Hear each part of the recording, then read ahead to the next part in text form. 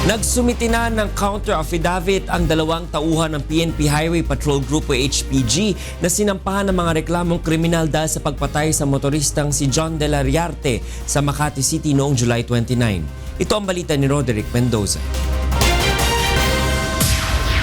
Itinanggi ng dalawang tauhan ng PNP Highway Patrol Group na sinadya nilang patayin ang motoristang si John De La Riarte matapos nila itong arestuhin dahil sa pagkakasangkot sa isang away trapiko. Depensa nina PO3 Jeremiah De Villa at PO2 John G. Manunog, aksidente ang pagkakapatay sa biktima at ipinagtanggol lamang nila ang kanilang sarili.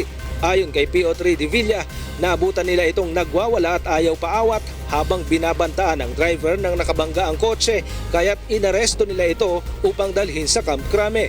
Ngunit habang nasa biyahe, sakay ng kanilang patrol car, naagaw umano nito ang baril ni PO2 Manunog kaya't napilitan siyang barilin ito upang depensahan ang kasamang pulis. Isinugod pa niya nila ito sa PNP General Hospital at doon na ito binawian ng buhay. Itinanggi rin ng dalawang pulis na ninakaw nila ang 33,000 pesos na pera ng biktima.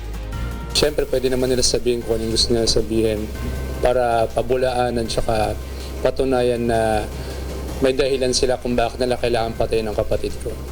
Kinwestiyon din ng mga tauhan ng HPG ang otoridad ng Public Attorney's Office na magsagawa ng investigasyon at autopsy.